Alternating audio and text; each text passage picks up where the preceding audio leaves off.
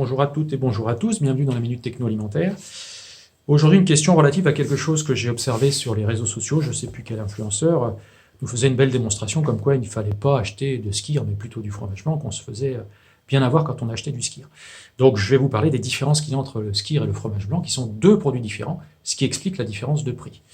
Donc le skyr, c'est un produit qui en gros est obtenu à partir d'un égouttage d'un yaourt. Alors théoriquement on ne peut pas dire ça, puisqu'un yaourt par définition c'est pas égoutté, mais concrètement on prend du yaourt fait au lait écrémé, on a différentes techniques, on l'égoutte et on obtient un concentré des protéines du lait, partiellement déshydraté à un extrait sec à peu près de 18-19%, avec un taux protéique aux environs de 10%. Donc ça c'est le skyr. Le skyr étant obtenu à partir de yaourt et uniquement avec une technique d'égouttage derrière, et en général avec de l'égouttage plutôt à froid, c'est-à-dire on ne monte pas au-dessus de 40 degrés, les bactéries sont vivantes. Donc on retrouve les deux bactéries typiques du yaourt, Streptococcus thermophilus et Lactobacillus bulgaricus, vivantes, et toutes les propriétés nutritionnelles du yaourt dans le skyr, à savoir des bactéries vivantes, donc qui renforcent le système immunitaire, des bactéries que l'on retrouve au niveau du système digestif, donc qui vous aident à digérer les aliments, qui favorisent l'absorption du lactose, et puis des bactéries qui sont protéolytiques, donc dans le skyr, on va avoir des acides aminés qui vont apparaître que l'on ne retrouve pas forcément dans le fromage blanc, puisque le fromage blanc, lui, est obtenu par égouttage d'un caillé maigre, si on veut faire du fromage blanc sans matière grasse, donc égouttage d'un caillé maigre par centrifugation. En général, c'est fait à chaud.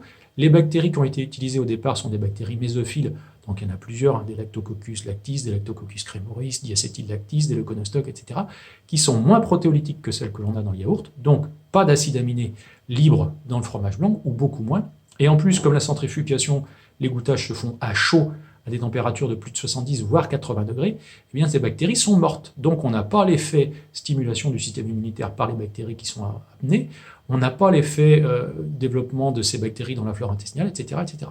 Donc même à taux protéique équivalent, les process sont différents, ce qui explique une différence de coût. En général, il y a un petit peu plus d'humidité dans le fromage blanc, donc c'est logique qu'il soit moins cher que le skyr. Le coût thermique n'est pas le même, puisque les températures d'incubation ne sont pas les mêmes, donc il est tout à fait justifié d'avoir des skyrs qui sont plus chers que le fromage blanc au kilo.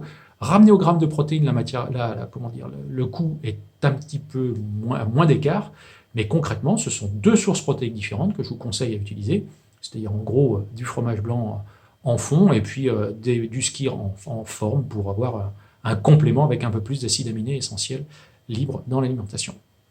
Voilà, si vous voulez tout savoir sur la fabrication du skyr, du fromage blanc, des yaourts, enfin, de tous les produits laitiers, eh bien, ça se passe à l'école de laiterie de Surgères, l'Enilia, donc le site internet c'est enilia-ensmic.fr. Et quant à moi, je vous dis à bientôt dans une nouvelle Minute Techno.